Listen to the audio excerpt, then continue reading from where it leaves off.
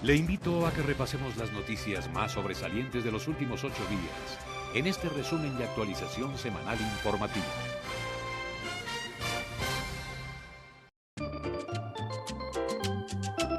Una cordial bienvenida a nuestros oyentes a esta hora para acompañarnos en este recorrido informativo que le proponemos todos los domingos desde las 10 en punto de la mañana. Iniciamos con el informe de inteligencia que le llegó al presidente Gustavo Petro de Colombia sobre la nueva Junta del Narcotráfico. Habla de sicariatos en Bogotá y Boyacá. Ya hay hasta una especie de organigrama, a pesar de que la policía dice que no existe. Sin embargo, el diario El Tiempo habló con varios de los implicados. Al presidente Gustavo Petro le acaba de llegar un informe de inteligencia que adjunta fotos y datos sobre un tema en el que él insiste, y es la existencia de una junta directiva del narcotráfico con sede en nada menos que Dubái. Sí, señor. Aunque hace un mes el director de la policía, el general Carlos Triana, dijo que no hay certeza ni evidencia concluyente de la presencia de esa organización, funcionarios de inteligencia del gobierno ya le atribuyen nexos con empresarios del fútbol y crímenes en Bogotá y Boyacá. De hecho, desde hace una semana viene rodando un organigrama en el que se liga a esa junta con un grupo armado organizado conocido como las firmas o los firmas, liderada por un sujeto al que identifican como Firma OJ. El tema ha seguido escalando desde que incluso el presidente vinculó a esa estructura, de la que en Estados Unidos no dan razón, con el magnicidio del precandidato presidencial Miguel Uribe Turbay. Pero en la Fiscalía tampoco existe esa línea de investigación. Lo concreto es que cuando se empezó a filtrar el informe de inteligencia, el presidente Gustavo Petro aseguró en sus redes que, además, esa junta está detrás de 7 asesinatos en Bogotá de muy importante connotación. Ahora, hombres de inteligencia señalan que la llamada nueva junta del narcotráfico no tendría una estructura piramidal, sino que funciona como una red de actores en la que cada integrante cumple con un rol específico. De hecho, se habla de alianzas legales e ilegales en Colombia, Emiratos Árabes, Argentina, España, Turquía, Australia, Paraguay, Uruguay, Bolivia y Ecuador, o sea, una transnacional. También se les atribuyen influencia en sectores como minería, agropecuarias, en la industria del fútbol, empresas de seguridad, prestamistas y hasta compañías de transporte, recogiendo apartes de investigaciones sobre el tema que se han hecho por varios medios. Incluso le dan fecha de nacimiento entre el 2017 y el 2019 con el regreso de varios capos colombianos que ya habían pagado condena en Estados Unidos. Así que un nuevo sindicato del crimen en Colombia.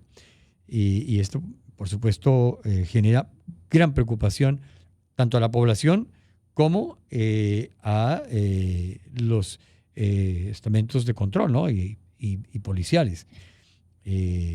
Pero esto sencillamente se ha recrudecido la llegada de organizaciones criminales a Colombia y de nueva factura, o que se han aliado con viejas estructuras, ¿no? Pero eso es lo que está pasando. Vamos a otro tema interesantísimo, porque en Colombia ya no habrá más corridas de toros.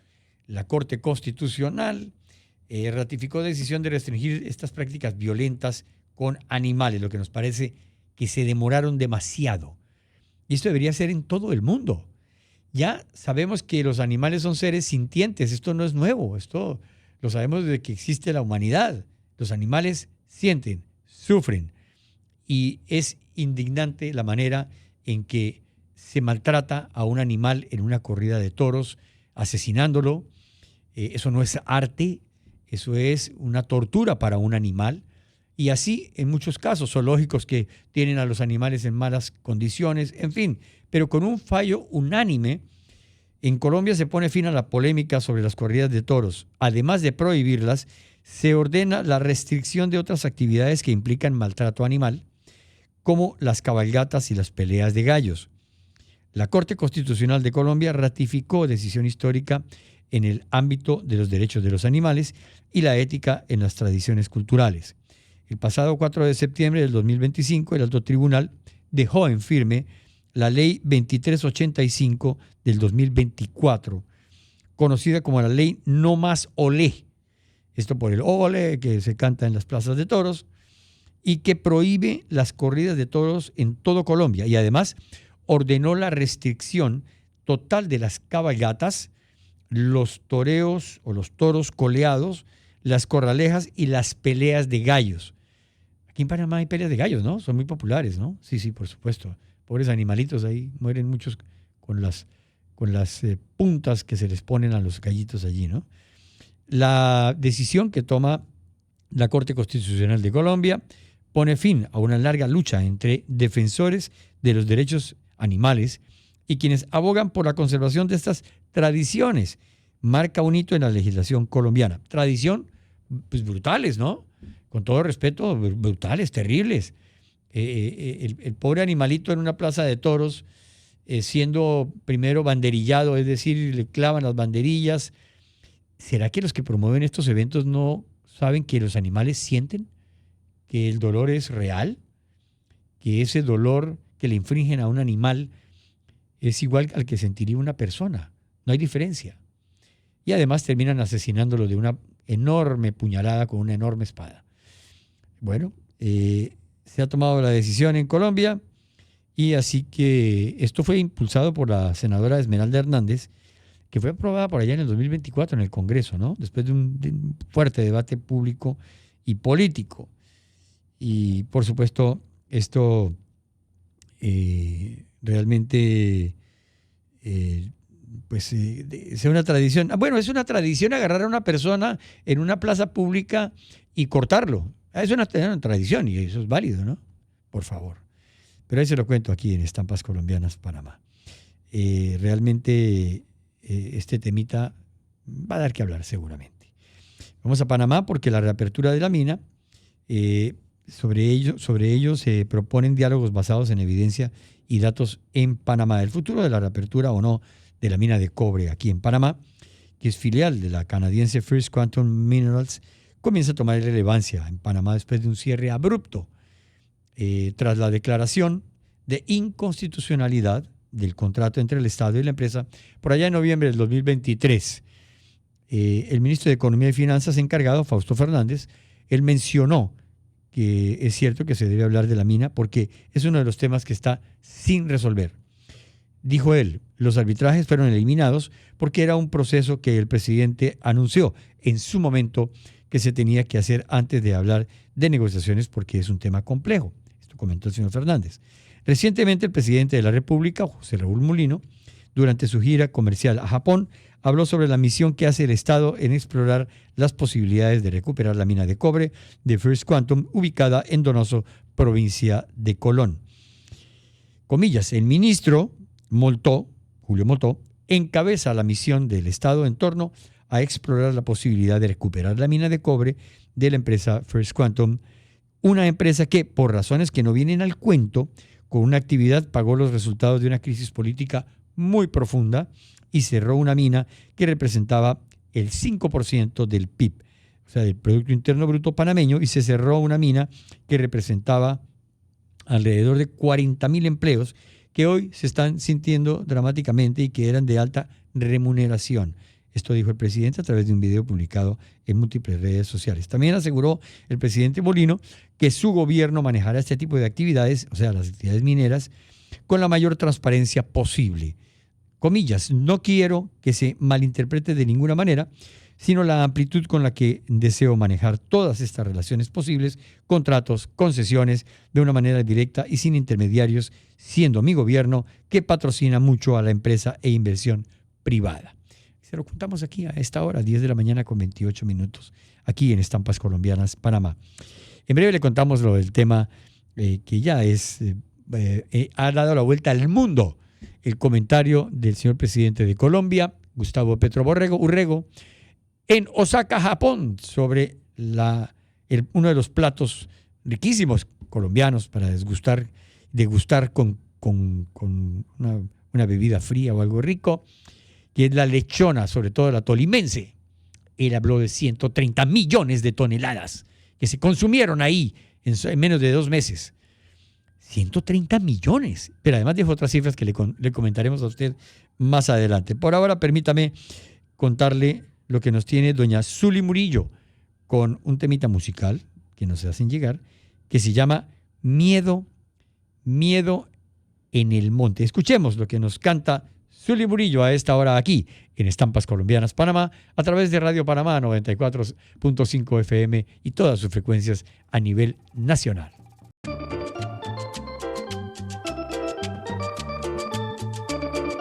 Diez de la mañana con 36 minutos y seguimos contándole a usted algunas de las noticias más importantes de Panamá, Colombia y el mundo aquí en Estampas Colombianas Panamá, en compañía de nuestro productor, que ya lo conoce muy bien, por supuesto. Ya es más popular que el whisky.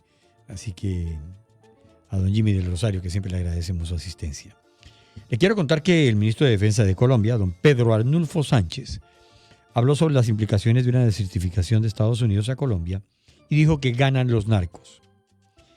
El jefe de la cartera pues, se pronunció en medio de un viaje que realizó al municipio de Villagarzón, ahí en Putumayo, y aseguró que durante el último mes y medio se han reportado incautaciones como parte del compromiso en la lucha contra las drogas y redes del narcotráfico.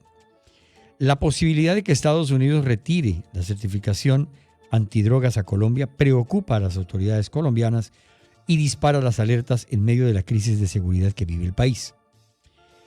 En ese sentido, el ministro de Defensa dijo que una decisión de ese tipo, comillas, beneficiaría a los narcotraficantes y sería una derrota para las naciones y sus alianzas internacionales. Según sus palabras, ganan los ilegales, pierden las naciones. La certificación de alguna manera es un símbolo de cooperación, de alianza, de confianza, pero también de capacidades, de un apoyo importante para que nosotros podamos actuar con mayor contundencia. En las próximas semanas, la administración de Donald Trump debe decidir si mantiene el multimillonario respaldo militar a Colombia, soporte fundamental en la lucha contra los cárteles y las guerrillas que operan gracias al tráfico de cocaína. El problema que hay aquí, mi querido oyente, y por supuesto está sujeto a que también ustedes nos opinen para comentar sobre este y todos los temas que aquí tocamos, es que ya se ha visto las alianzas porque ya no existen las guerrillas. Estos son grupos narcotraficantes todos. Sí, esos que luchan por la libertad del pueblo y por el pueblo y para beneficiar al pueblo, esos son paparruchas, como diría mi amigo español. Es cuento, eso no existe. Estos son carteles del narcotráfico que se pelean entre ellos. Entonces, Estados Unidos, que no es ningún estúpido, ningún tonto, está clarísimo. Y si no estaban claros, los alcaldes que van a viajar se lo van a contar al señor Marco Rubio, ¿no? Porque en este momento, reitero, no hay guerrillas en Colombia. Eso ya murió hace muchos años. Lo que hay son carteles de la droga, punto. Son narcotraficantes. Igual que lo que sucede en Venezuela. Un gran cartel, el cartel de los soles, que tienen alianzas y vínculos inextricables con los narcos colombianos. Pero obviamente, ¿esto qué implica?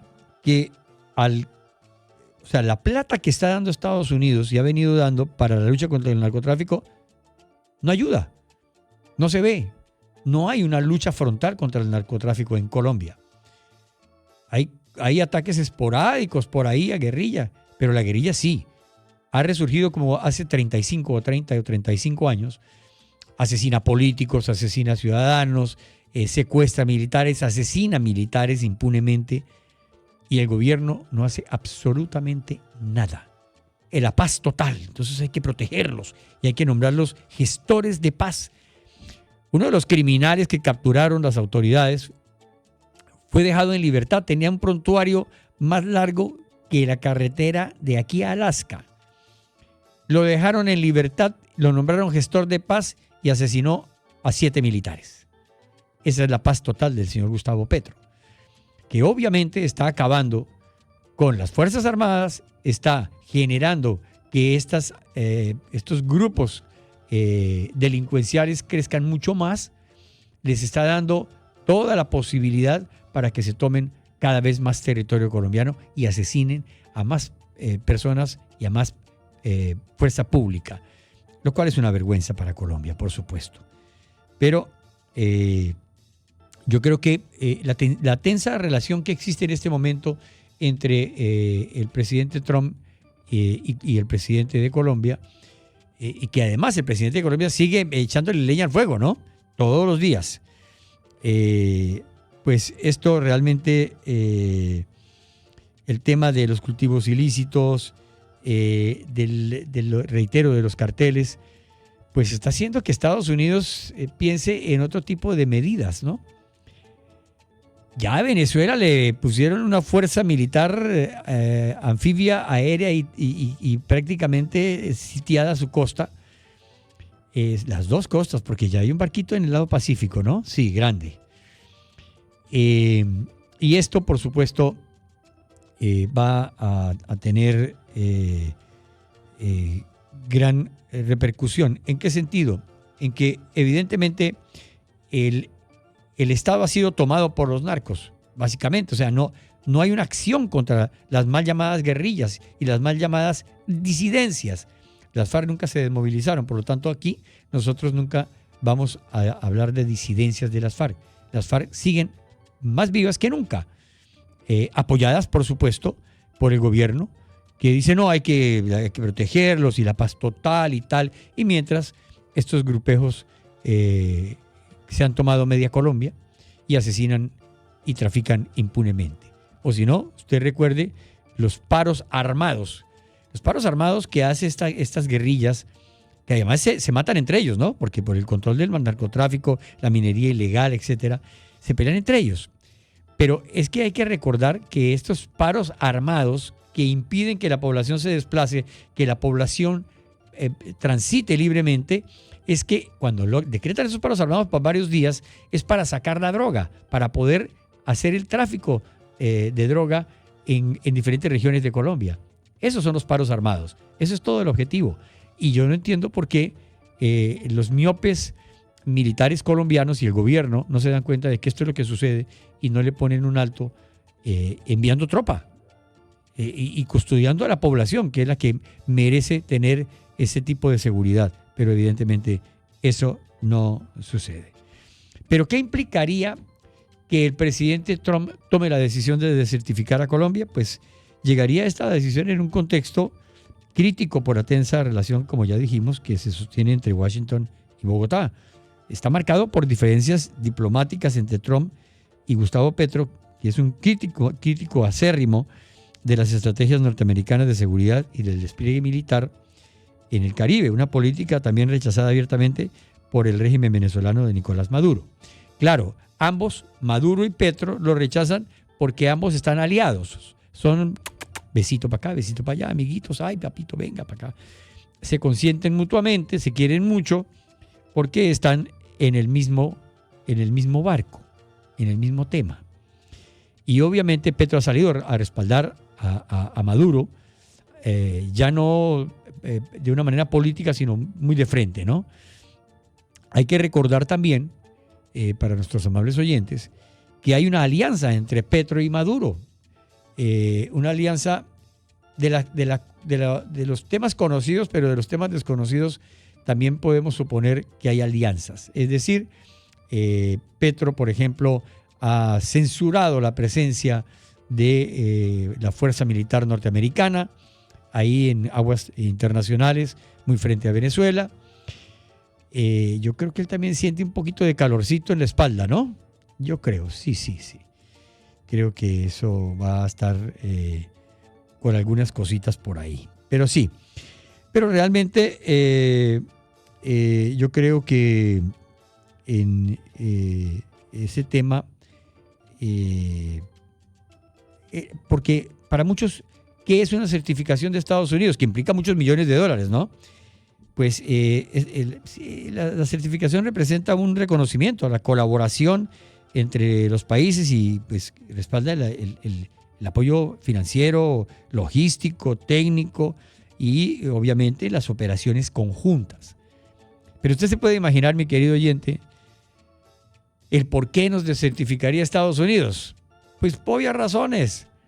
En Colombia operan los más grandes carteles de la droga, impunemente, a cielo abierto, sin ninguna restricción. Y realmente esto obviamente tiene a los Estados Unidos de pelo parado. Pues Colombia, esa guerra contra el narcotráfico no la puede perder, porque ya se ha visto cómo estos grupos armados están armados porque tienen que proteger la droga y tienen que combatir entre ellos y demás, ¿no? Ya no, reitero, ya no existe la guerrilla. Pero estas organizaciones internacionales que ya han advertido sobre la sofisticación y letalidad creciente de los ataques de los grupos armados, que ahora hay una queja mundial por el tema de utilizar drones para asesinar militares, para lanzar explosivos contra la fuerza pública y también contra civiles que no acatan sus órdenes. Esto realmente yo creo que Colombia y su ejército debería utilizar la misma técnica, drones, para atacarlos a ellos. ¿Cuál es la técnica o la táctica que están utilizando los grupos narcotraficantes en Colombia? Para evitar que la fuerza pública entre, se hacen rodear de 500, 600 habitantes de esas regiones y que obligan a que el ejército salga de ahí. Es una vieja técnica, ¿no? Entonces, son escudos humanos, de una manera u otra. Porque están indefensos, si no lo hacen, los van a seguramente asesinar. Y si lo hacen, pues impiden que el ejército y la fuerza pública pueda actuar. Y esto sencillamente es lo que genera la impunidad, porque el ejército está maniatado, tanto por la parte del Estado como por la parte de la población, que es utilizada como una especie de escudo humano. Pero se lo contamos aquí en Estampas Colombianas Panamá.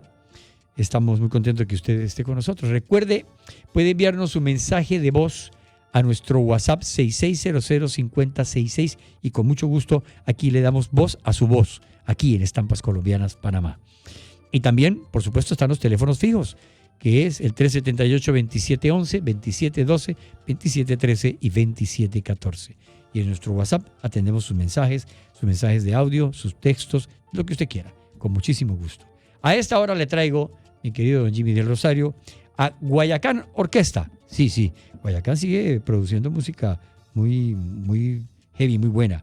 Le tengo este tema que se llama Un Vestido Bonito. Guayacán Orquesta, aquí, en Estampas Colombianas, Panamá.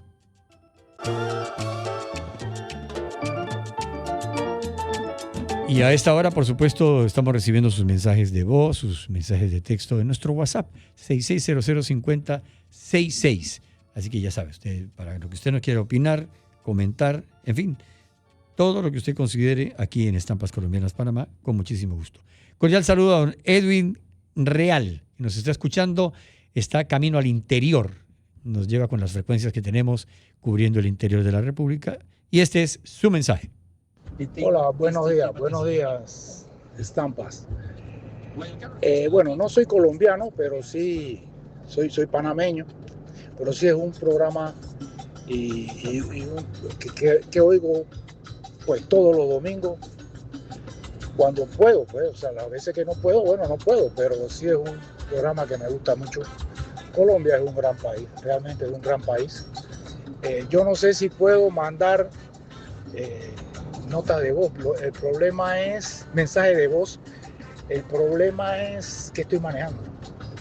Voy aquí para el interior y bueno, sí, Colombia, es más, tengo que ir a Colombia pronto a hacerme trabajo dentales y cosas de estas y bueno, la estoy pensando porque está medio convulso eso allá. Pero lo felicito al que lleva el programa y a todo su personal, porque es una tremenda programación. Pasen buen día. Y así estamos recibiendo mensajes de nuestros oyentes con muchísimo gusto. Aquí tengo varios mensajes de texto que nos están llegando. Cordial saludo nos envía doña Lili. Ella está en la ciudad de Madrid, España. Y dice, desde aquí los escucho todos los domingos. Aquí, por supuesto, es otra hora, es más tarde y me preparo siempre con antelación. También nos escribe don Ernesto. Él está aquí en la ciudad de Panamá y nos comenta lo siguiente, escuchándolo siempre, gracias por la música, que siempre es muy selecta. Nos parece muy grave lo que está pasando en Colombia. Realmente no tenemos gobierno, tenemos una banda de delincuentes. Bueno, opiniones de nuestros amables oyentes, con muchísimo gusto aquí lo compartimos. Aquí tengo también a doña Tatiana, gracias por acompañarnos. Buenos días para ella. Nos envía además una muy bonita postal, una foto. Cordial saludo para ella y sus hijos. Oyentes, dice, soy panameña y siempre he escuchado estampas colombianas desde hace muchos años. Me gusta su música, su estilo y su talante. Siempre nos están enseñando cómo está Colombia permanentemente. Muchas gracias. Cordial saludo para ella. Un cordial saludo también a don Santiago. Gracias por acompañarnos siempre. Doña Luz Marina, está también don Álvaro, doña Jenny, aquí tengo también a doña Estela, en fin, oyentes que nos acompañan permanentemente. Háganos llegar su mensaje de texto, de voz, que con mucho gusto aquí les saludamos y les compartimos. Gracias por seguir con nosotros. Así que nosotros muy contentos de que usted esté aquí en Estampas Colombianas Panamá. Don Jimmy del Rosario, tenemos a don Eduardo Acero, como siempre, en la 12:14. Vamos a conocer lo que está sucediendo en Panamá, Colombia y el mundo del deporte en directo desde la cadena Caracol de Colombia. Don Edward ya nos acompaña en instantes para contarnos qué es lo que está pasando con el deporte. Hay grandes noticias, Colombia va al Mundial, Panamá peleando por asistir, en fin, muchísimas cosas interesantes nos tiene Eduardo Acero en directo desde la cadena Caracol de Colombia para comentarnos lo que está pasando en el deporte. En instantes estará con nosotros. Mientras, yo le voy a comentar que después de don Edward, tendremos a Mario Javier Pacheco, un hombre de letras, muy metido en el tema de educación. Él estará con nosotros en instantes también. Así que usted no se vaya, quédese aquí con nosotros. Después de los deportes estaremos con Mario Javier Pacheco. Por ahora, ya tenemos entonces a don Eduardo Acero, porque evidentemente la noticia que ya pues todo el mundo conoce es que Colombia clasificó al Mundial. Yo creo que Panamá también va a ir, Yo creo que Panamá va a lograr su clasificación. No creo que sea tan complicado, pero el analista, el hombre que conoce, que sabe de todo esto, es don Eduardo Acero, así que no quiero chiviarlo, mejor dejar que él nos comente acerca de todo lo que tiene que ver con el deporte, porque no solamente es el fútbol. Así que 12:14. Así que para nosotros siempre es un gusto tenerlo acá en Estampas Colombianas. Seguimos recibiendo mensajes a nuestro WhatsApp 6600-5066, indicativo 507. Aquí tengo a don Roberto. Él está en la ciudad de Nueva York. Dice, llevo viviendo aquí muchos años, pero siempre los escuchamos a través de TuneIn. Ah, claro, TuneIn. Gracias por acompañarnos. Aquí tengo a doña Adalida. También está en la ciudad, ella está en la ciudad de Miami. Muchas gracias por el mensaje que nos envía, linda postal.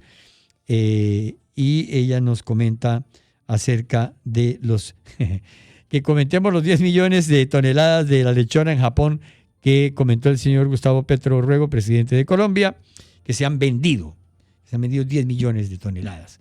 Nos vamos con los deportes aquí en Estampas Colombianas, Panamá.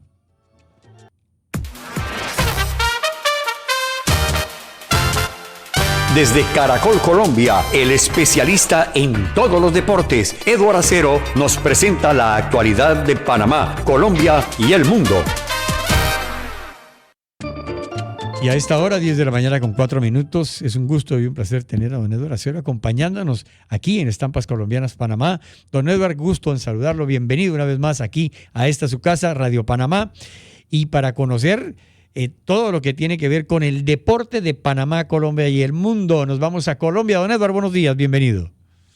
¿Qué tal, Hernán? Buen día para usted, para todos los oyentes. Muchos temas en el ámbito deportivo, para lo que tiene que ver con la actividad no solo en Colombia, sino en el mundo. Comenzamos con lo internacional. Hubo Fórmula 1 esta mañana, victoria para quien ganó la pole para el Gran Premio de Italia. Hablamos del neerlandés Max Verstappen, quien venció en la jornada del en la mañana de hoy, seguido por Lando Norris, Oscar Piastri, cuarto fue Charles Leclerc y quinto George Russell. Finalizada la competencia, que es la válida 16 de 24 que tiene el Mundial, Piastri es líder sólido con 324 puntos, Lando Norris segundo con 293 y tercero Max Verstappen con 230 puntos. La próxima carrera será el Gran Premio de Azerbaiyán el próximo 21 de septiembre. En la Fórmula 2 también hubo competencia con la presencia de colombiano Sebastián Montoya, quien remontó 12 posiciones a partido 21, terminó noveno y además sumó puntos. La victoria fue para un británico, Luke Browning. Montoya participaba en ese Gran Premio de Italia, que es la válida 11 de 14 que tiene el campeonato. Leonardo Fornaroli, un italiano, lidera el torneo y el certamen con 174 puntos. Sebastián Montoya es noveno con 74, esto en la Fórmula 2. También hubo esta mañana Gran Premio de Cataluña de Moto 2 con actuación de colombiano. David Alonso había partido 16, terminó octavo, la victoria fue para el español Daniel Holgado. Manuel González, también ibérico, lidera el mundial, 217 puntos. Alonso es puesto 14 con 76. La siguiente carrera será el Gran Premio de San Marino en Italia el próximo fin de semana. Hace poco, más de 15, 20 minutos, finalizó la etapa 15 de la Vuelta a España. Fueron 167 kilómetros en la competencia. Venció, Matt Pedersen en la jornada de la mañana. Buena presencia de colombianos muy temprano para la etapa en la Vuelta a España. Santiago Buitrago fue cuarto en la jornada, mientras que Egan Bernal ingresó sexto. Jonas Vingegaard sigue líder de la competencia, entró a más de 12 minutos en la etapa, mientras que los colombianos Harold Tejada, Egan Bernal y Santiago Buitrago pierden más de 10 minutos en la clasificación general individual. Mañana, último día de descanso en la Vuelta a España, volveré el martes, tenemos actividad de montaña la próxima semana y un cronómetro individual para la última semana de esta Vuelta a España. En Colombia hubo clásicos, fecha de clásicos en el fútbol nacional. En Bogotá, en un partido supremamente flojo, Millonarios y Santa Fe empataron 0-0. El técnico del equipo embajador, Hernán Torres, habló sobre lo que fue el trabajo de sus jugadores en el compromiso disputado en el Campín. Hernán Torres. Los jugadores tuvieron mucha entereza, mucho compromiso, mucho orden, mucha seriedad para afrontar el compromiso. Lo hicimos y me parece que la cosa bien, nos faltó el gol, ¿no? Que es lo que desequilibró los partidos, pero el esfuerzo de ellos y de cada uno de los que estuvo en la cancha, que pudo objetar, faltó meterle y hacer el gol, porque con los goles que se ganan los partidos, ¿no? Por su parte, el capitán cardenal Hugo Rodallega también se refirió al juego y de cómo ha sentido el plantel de lo que fue la presentación en el Campín en ese 0-0 anoche. Contento por regresar, tener la oportunidad de nuevo de poder estar con los muchachos, competir. Pienso que cuando son estos partidos así como el clásico, son partidos diferentes, cerrados, cuando toca meterte atrás porque el equipo, en este caso Millos, nos tenía balanceados hacia nuestro arco. Toca cerrarse, toca estar lejos del arco contrario y nosotros eso en muchas ocasiones lo hacemos bien. Obviamente la productividad de nosotros adelante tiene que ser mucho más evolutiva para así mismo tener opciones de gol.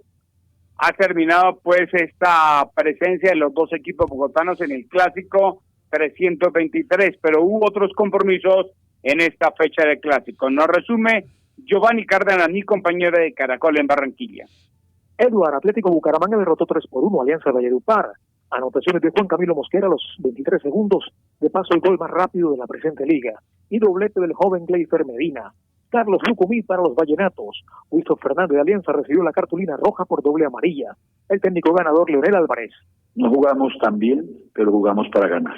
Y esto es importante. La jerarquía hoy fue importante, la paciencia. Movimos porque era necesario. En Villavicencio, el local Llaneros hizo respetar su casa y le ganó a Tolima 1-0. Carlos Cortés marcó de cabeza luego de una asistencia de Daniel Mantilla para vencer al arquero picado Christopher Piermarín. Emocionado, el técnico José Luis García destacó el esfuerzo de sus jugadores. El fútbol es eficacia, intentar hacer un gol más que el rival, pero nuevamente hacemos respetar nuestra casa. En Santa Marta, Unión derrotó categóricamente a Junior 3-1. Anotaciones del Ciclón por parte de Fabián Cantillo, Cristian Iguarán y Ricardo El Caballo Márquez. El tanto del Junior José Enamorado. Expulsado el arquero Mauro Silveira del Tiburón. Steven Titi Rodríguez erró penal ante el arquero argentino Joaquín Matalía del Unión. Alfredo Arias, técnico perdedor. Ninguna excusa, cometimos errores puntuales que nos pusieron en desventaja y errores puntuales después que no nos permitieron empatar. Carlos Silva, técnico ganador. La presión en el inicio del juego de Junior fue muy buena porque lo pusimos a jugar a pelota dividida, lanzamiento, donde ellos verdaderamente no son tan fuertes. Entonces esto es un gran mérito de los muchachos por cumplir con la tarea. El equipo Samario se sacudió de no ganar en casa y logró 3 puntos ante el líder. El juez central Carlos Betancur adicionó 12 minutos.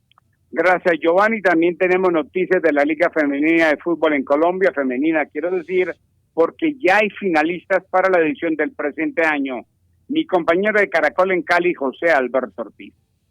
Edward, Independiente Santa Fe supo defender la ventaja obtenida en el primer partido de la semifinal 1-0 sobre Oso Marzo y empató 0-0, logrando así su cupo a la final. Por su parte, el Deportivo Cali fue y le ganó 2-1 al Atlético Nacional, con anotaciones de Melanie Aponzá y de Sharik Montoya, quien a propósito resultó expulsada sobre el final del partido. Descontó Sara Martínez por el equipo antioqueño. Global 3-2 para el Cali. Luisa Agudelo, la portera del Deportivo Cali, y el sueño cumplido. Este equipo se lo imaginó siempre que íbamos a ganar el día de hoy, se soñó siempre este momento, teníamos claro que queríamos ir a Argentina, queríamos ir a Copa Libertadores, pero que también queremos ir por la final y nada, disfrutar lo que fue hoy. Por su parte, Mariana Zamorano, atacante de las Leonas santafereñas, y la satisfacción también de ser finalista. Siempre nos mentalizamos en el objetivo y poniéndole mucha fe tanto al trabajo de nosotras como en la voluntad de Dios. La verdad, lo dejamos también todo en manos de Él y haciendo también nuestro trabajo, pero de verdad mucha felicidad y gratitud también. Los dos representarán a Colombia en Libertadores 2025. Esta será la tercera final de la Liga Femenina entre estos dos equipos. En el 2021 y 2024 se enfrentaron con sendas victorias para el equipo caleño. Gracias, José Alberto. Ahora, sin duda, el hecho que centra la atención para todo el mundo. Estamos en plenas eliminatorias al Mundial de 2026. En el caso de Conmebol, ya están los 6 equipos clasificados al próximo evento. Ya hay 17 selecciones que aseguraron su presencia en el Mundial de Estados Unidos, Canadá y México. Están asegurados Argentina, Brasil, Ecuador, Uruguay, Paraguay y Colombia. Por la CONCACAF, que es la zona que nos interesa en el caso de Centroamérica, los organizadores Estados Unidos, México y Canadá. Esta fase del campeonato ha comenzado la tercera ronda, ya se ha jugado la primera fecha. En la primera jornada, Surinam empató 0-0 con Panamá. Surinam era local. Se presentó un hecho bien curioso. Haití, que era local frente a la selección de Honduras, la que dirige el colombiano Reinaldo Rueda, ofició como local en Curazao. Eso porque por motivos de seguridad el partido fue llevado de Haití precisamente a Curazao por una decisión de la CONCACAF. Y en otro partido, la selección de El Salvador también ganó en su debut del torneo internacional. Mañana tenemos a las 7:30 de la noche El Salvador frente a Surinam y a las 8:30 Panamá recibirá la selección de Guatemala. Esa selección viene de caer en la presentación frente al equipo de El Salvador, el que dirige Hernán Darío Gómez. En el caso de Conmebol tenemos también compromisos todos el martes. Ya están decididos los 6 clasificados, como decíamos. Solo falta por definir la selección que va a repechaje, que va a ser Venezuela o la selección de Bolivia. Venezuela recibirá en Maturín a Colombia. Bolivia, por su parte, será local frente a la selección de Brasil.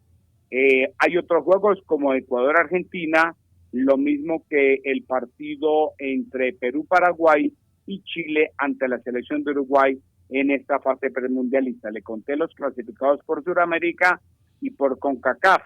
El viernes clasificó Marruecos, también por África, y por Asia están asegurados Japón, Irán, Jordania, Uzbekistán, Corea del Sur, Australia, y por Oceanía ya está lista la selección de Nueva Zelanda, mi estimado Hernán.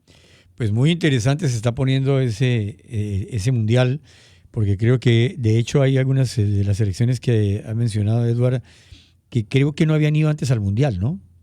No, y además súmele, Hernán, que por ejemplo en el caso de Sudamérica, Venezuela podría clasificar a su primer, bueno, al repechaje para ir a su primer mundial, o en el caso de Bolivia también al repechaje para ir al segundo mundial.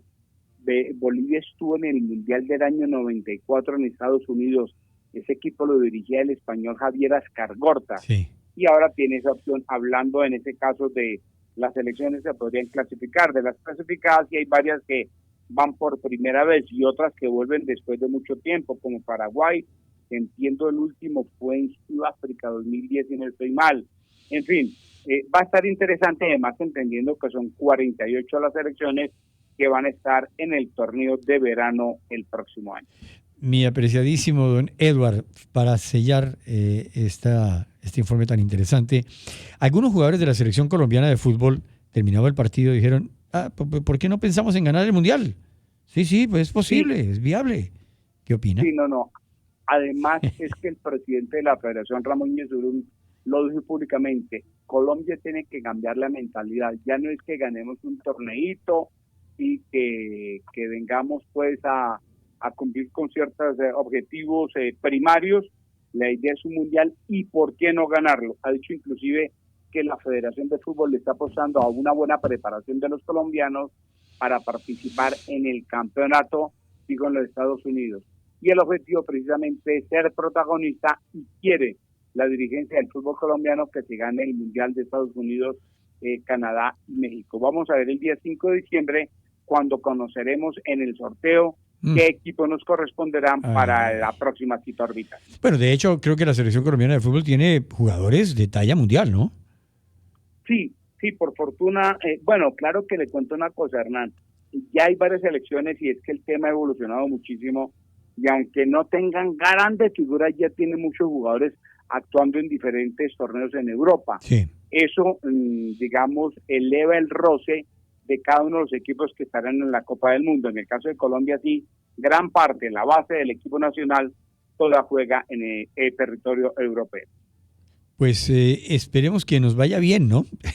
Que estamos pensando con el deseo. Esperemos que nos vaya muy bien y que nos toque un grupo, como diría algún experto, asequible, ¿no? Sí, vamos a ver cómo será el sorteo, que como decíamos será el 5 de diciembre en Washington, cuando la FIFA realice allí la distribución de equipos y cómo será los partidos en el Mundial de Estados Unidos o el Mundial de 2026. La FIFA ha dicho que ninguna selección va a repetir ciudad, me hago entender. Ajá. En la fase de grupos, cada equipo va a jugar en diferentes ciudades. Los 3 partidos en diferentes ciudades quieren mover por las diferentes sedes los equipos. Eso va a ser un poco en detrimento de mucho viaje para las selecciones en la Copa del Mundo. Por supuesto. Pues no, excelente el informe, mi estimadísimo don Eduardo Acero, y estaremos atentos a ver cómo le va a Colombia. Un abrazo, muchísimas gracias por habernos acompañado una vez más aquí en Estampas Colombianas Panamá, aquí en Radio Panamá, su casa. Pues Hernán, muchas gracias, saludo para todos los oyentes, un feliz resto de domingo y naturalmente la mejor semana. Si Dios lo permite, el próximo domingo nos escucharemos aquí en Radio Panamá. Muchísimas gracias. Eduardo Acero, desde Caracol, Colombia, acompañándonos con las notas más importantes del deporte de Panamá, Colombia y el mundo. Nosotros hacemos una pequeña pausa, don Jimmy del Rosario, y nos vamos con nuestro invitado de hoy, don Javier Pacheco, que está ya listo para acompañarnos en esta mañana. Ya regresamos. Muchos de ustedes ya lo conocen, nos acompañó en la Feria del Libro, un hombre que ha escrito de diferentes temas, ex cónsul aquí en Panamá. El hombre está más preparado que un sancocho. Así que ahí le damos la más cordial bienvenida. Buenos días, Mario Javier. Gracias por acompañarnos una vez más aquí en Estampas Colombianas Panamá. Creo que no has abierto el micrófono. Hay que abrir el micrófono, Mario Javier. ¿Ahora sí? A ver, ahora sí. Sí, ya está ahora abierto. Ahora sí nos escuchamos.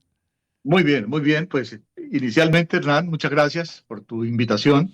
Como siempre, es un honor participar aquí en Estampas Colombianas. Pues es un gusto tenerte esta mañana. que tiene un nombre precioso, una música maravillosa y bueno. Pues tratamos de que la gente no se nos aburra mucho. Muchas gracias. Mañana. Muchas gracias. Pues aquí estamos. Es un placer, Mario Javier. Mario, bueno, múltiples libros ha escrito Mario Javier Pacheco, pero él está haciendo un énfasis en materia de educación. Hablemos un poquito del último, más reciente libro que has escrito. Solución en el aula frente al fracaso educativo y el sistema de la mesa redonda. No sé si se alcanza a apreciar un poco. Este libro se presentó, como tú bien sabes, en la Feria del Libro, no hace mucho tiempo, hace poco tiempo, pero adicionalmente ya era un libro que venía en marcha desde hace varios años y que durante puertas se hicieron muchas investigaciones, no solamente aquí en Panamá, sino en la mayor parte de los países del tema educativo desde hace muchísimos años. Soy doctor en ciencias de la educación y además pues tengo unos énfasis en investigación y en formulación de proyectos educativos. He encontrado que el problema no es solamente de Panamá y debo hacer una salvedad con este libro, Hernán, porque he recibido algunas observaciones de agremiaciones sindicales de maestros en los que piensan que, pero no han leído el libro, que piensan que se está atacando a la organización sindical, se está atacando a los docentes, se está atacando a la Universidad de Panamá y eso no es así.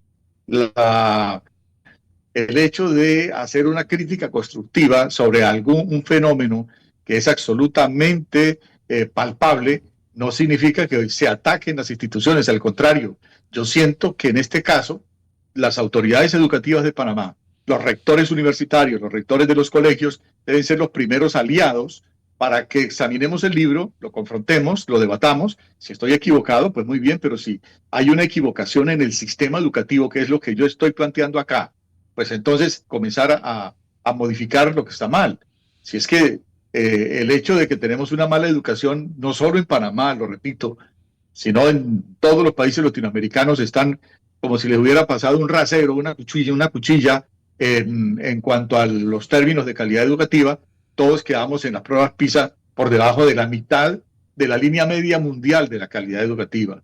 Y si es en los rankings web mundiales, nosotros nos preciamos acá de tener unas maravillosas universidades cuando estamos en el puesto 3000 y nos conformamos con eso en las mejores universidades como la de Panamá, como la UMESID, que es una maravillosa universidad también privada, pero pues que distan mucho de lo que son las universidades europeas, norteamericanas y asiáticas. Es muy importante que nosotros entendamos que lo que estamos jugando aquí es con el futuro de la juventud, con el futuro de los muchachos, que duran 22 años estudiando una serie de asignaturas que copan lo que verdaderamente deben estudiar, no les enseñan lo que se debe y que salen a la calle sin posibilidades de trabajo, porque eso es así, sin posibilidades tampoco de producir de manera personal, individual, porque no han sido tampoco formados en emprendimiento. Y este libro lo que denuncia un poco y describe esta situación es esto. Adicionalmente, pues da unas propuestas para que hagamos de verdad una educación que nos mantenga en un estado bien y que no sea que estemos jugando como siempre, en el que somos los mejores, nos damos palmaditas en la espalda, brindamos con champaña sobre los éxitos educativos que tenemos, pero la verdad es que en el mundo, en cuanto a calidad educativa, Panamá y los países latinoamericanos en general, estamos supremamente mal. Pero hay una situación, aquí tengo un oyente que nos está escribiendo, doña Amelia, dice, uno de los problemas que tenemos en Panamá es que el 90% de las universidades, las pseudo universidades son de garaje. ¿Qué opinamos sobre eso? Bueno, es posible. Yo estoy trabajando con los temas de calidad. Estuve en CONEAUPA durante 2 o 3 años. Mientras estuve de cónsul, mis propuestas, pues lamentablemente no surtieron ninguna clase de efecto. Pero definitivamente, si una universidad carece de las calidades para seguir funcionando, para garantizarle a un estudiante que puede salir bien preparado y preparado no solamente él como persona individual para realizarse, sino que haga su aporte a través de sus conocimientos al desarrollo nacional. Es que hay algo muy importante, Hernán, y no podemos desligar la educación de los problemas de subdesarrollo que tenemos todos estos países latinoamericanos y estamos clasificados al igual que todos los países del África y del sudeste asiático.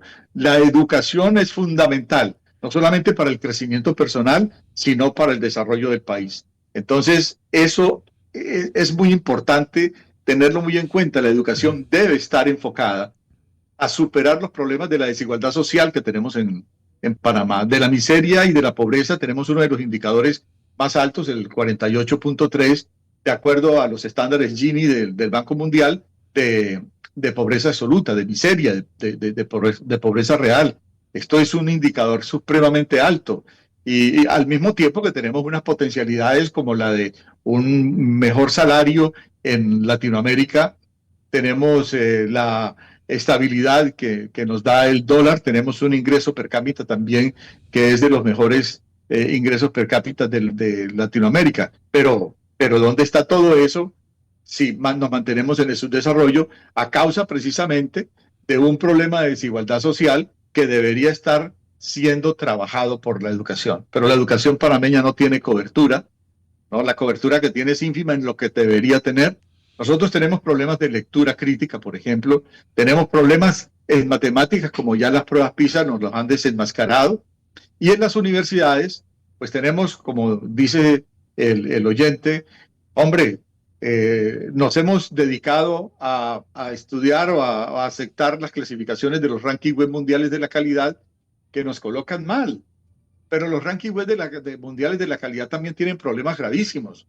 No se estudia la calidad académica y en los rankings web mundiales lo que dicen, esta universidad es mejor, Oxford, Yale, todas estas universidades, y cuando uno va a mirar qué es lo que están calificando, pues son el lujo que se tiene en las aulas, los estudiantes que han tenido publicaciones en las revistas indexadas, al igual que los profesores que han tenido premios de diferente naturaleza, pero en realidad, en lo que es la enseñanza y el aprendizaje, es muy poco, es malo lo que se está calificando. Mario Javier, pero tenemos problemas muy graves, Hernán. Tenemos problemas bastante difíciles. ¿Cómo solucionamos el problema?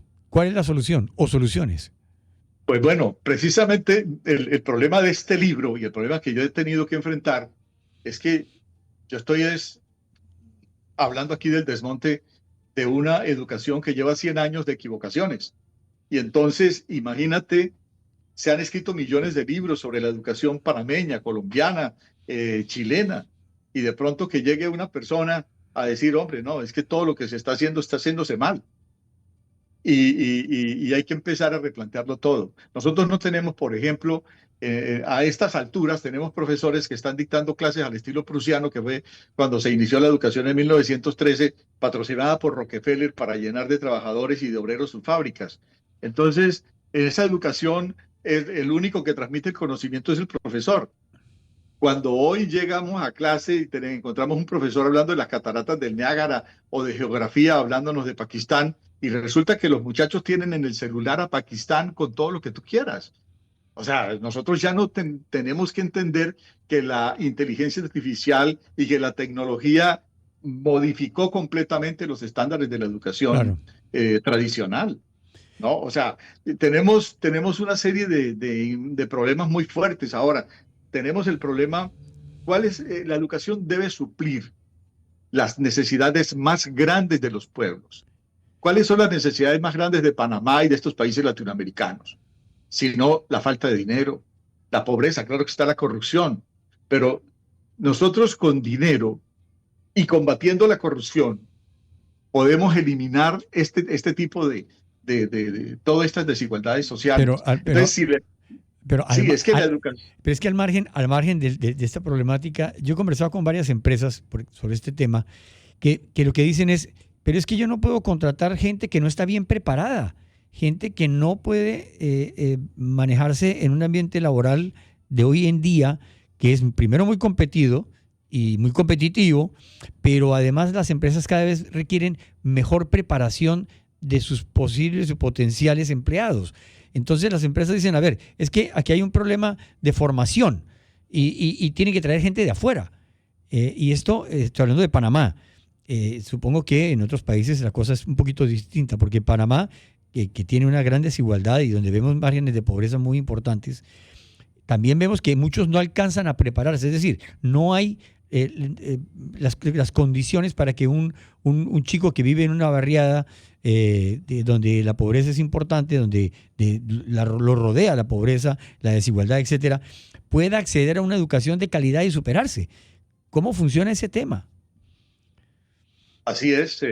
Primero que todo, debo entender, obviamente, al empresario que busca incorporar a su empresa personas calificadas para que le sirvan, porque es que las empresas, nosotros no vivimos de sueños, Hernán. Claro. Nosotros vivimos de resultados, así como debe ser la educación. Si la educación, nosotros gastamos 22 años, Hernán, formándonos en una universidad, en un colegio, en el posgrado. Son 22 años de nuestra vida dedicados a la educación y llevamos en estos 100 años. Y sin embargo, seguimos patinando, chapoteando en su desarrollo.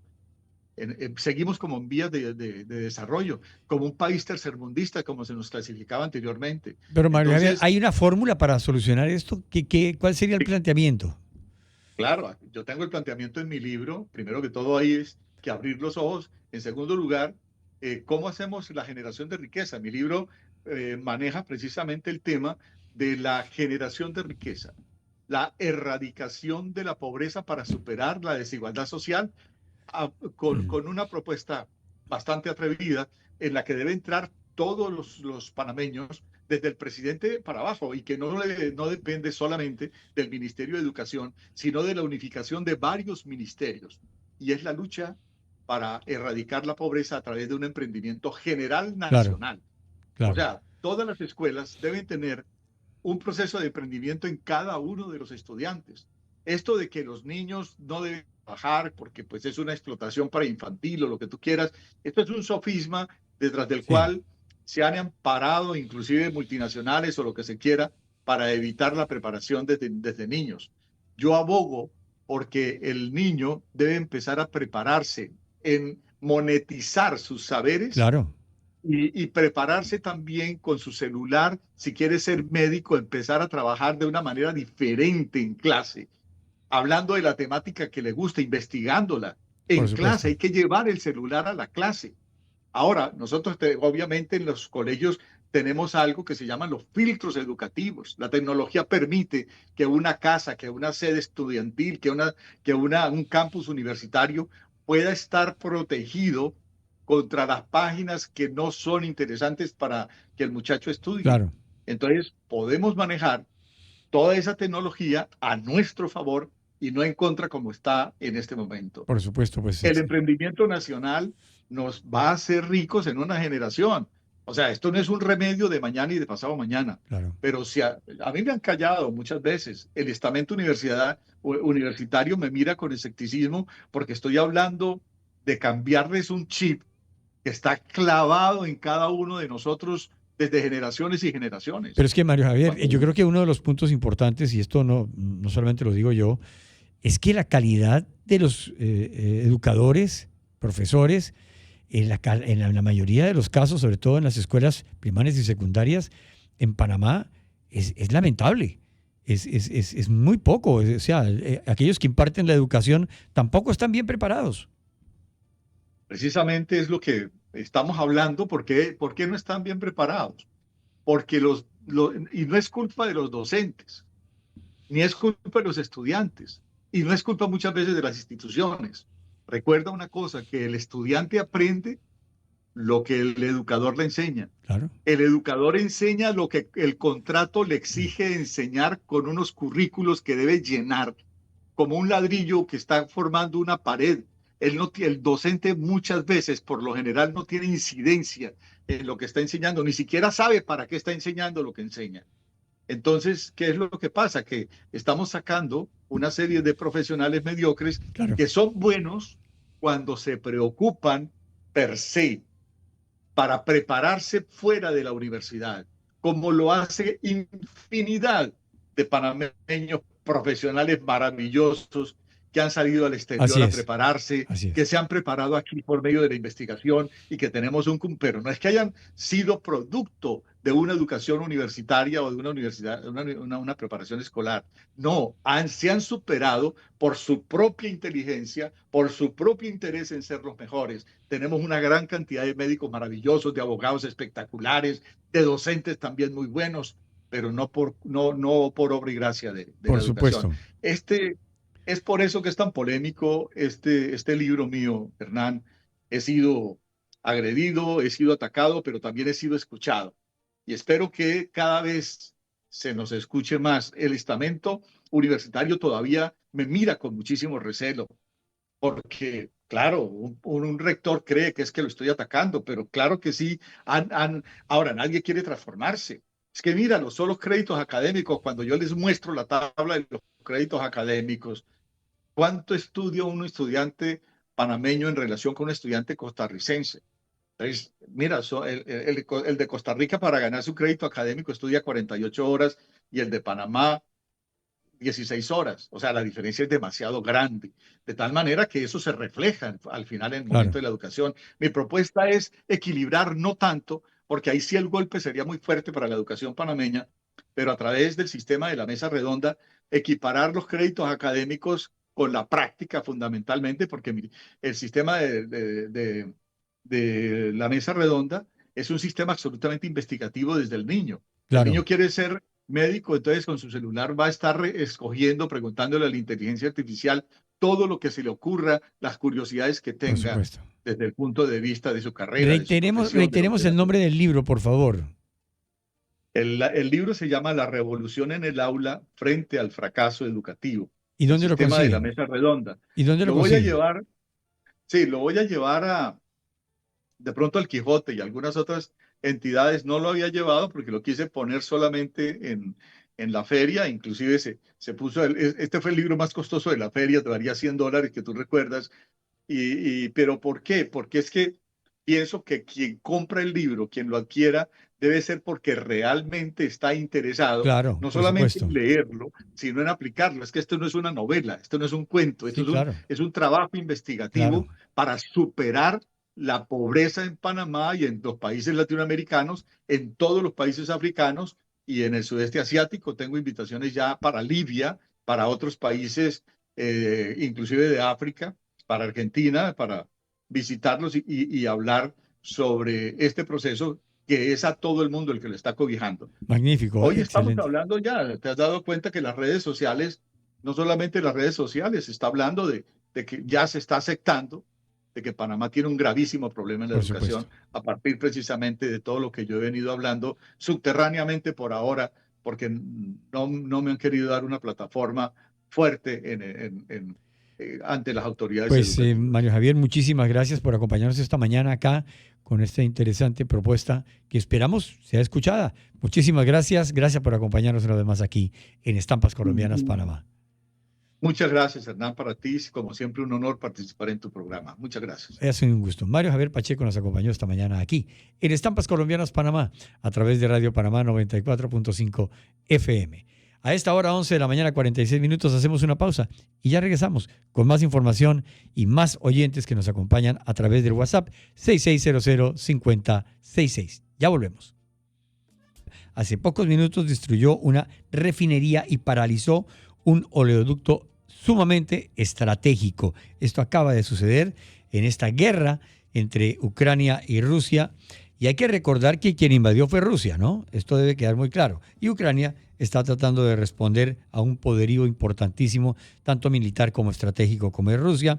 Y Kiev atacó con drones y misiles la refinería de Ilsky en el complejo Caballo de Acero, intensificando una campaña que busca asfixiar económicamente la maquinaria de guerra de Putin. Es una nueva ofensiva de largo alcance que Ucrania volvió a apuntar contra la infraestructura energética rusa. El Estado Mayor confirmó hace pocos minutos que las fuerzas ucranianas atacaron la refinería de petróleo allí en Ilsky, en el krai de Krasnodar, y la estación de control del oleoducto 8N, ubicada en la aldea de Naitopovichi, Oblast de Bryansk. sigue entonces esta ofensiva y que yo llamaría defensiva por parte de Ucrania a la actuación invasiva de Rusia, que evidentemente ha tenido el silencio de la mayoría del mundo. Vamos a la lechona de Petro. Sí, señor. El presidente de Colombia, Gustavo Petro, fue a visitar un stand de Colombia que costó miles de millones de pesos y millones de dólares, más de 15 millones de dólares, ahí en la exposición de Osaka. Sí, porque el presidente Petro llegó allí, ahí en la Expo Osaka 2025, y visitó el stand. Y el presidente Petro, pues, obviamente, ha recibido críticas de todas partes del mundo por un mensaje que puso en sus redes sociales para hacer referencia a la importancia que ha tenido en Japón la lechona, un plato típico colombiano, tolimense. El presidente quiso masificar lo que está pasando ahí en la Expo Osaka 2025 y puso un mensaje que ha generado, pues, risas en todo el mundo. Dijo, comillas, van 10 millones de toneladas de lechona vendidas en la feria. Por supuesto, tan pronto lo dijo, dicho mensaje generó polémica en todo el mundo, dado que hay quienes cuestionan la absurda cifra que mencionó el jefe del Estado sobre la venta de dicho plato típico en Japón. Por eso, el mensaje que el exmagistrado del Consejo Nacional Electoral y aspirante al Senado, César Lorduy, se puso a sacar cuentas y elaboró una especie de infografía para intentar explicar las cifras que entregó el presidente Gustavo Petro. Pero es que esto realmente, o sea, no solamente es absurdo, sino que es una vergüenza. O sea, yo creo que el hecho de decir una barbaridad como esa, pues hace que el mundo se ría de la metida de pata del presidente Gustavo Petro. Una de las tantas, ya perdimos la cuenta de la cantidad de veces que pues, el presidente Petro, pues es que como él toma café tan fuerte, café de leche, ¿no?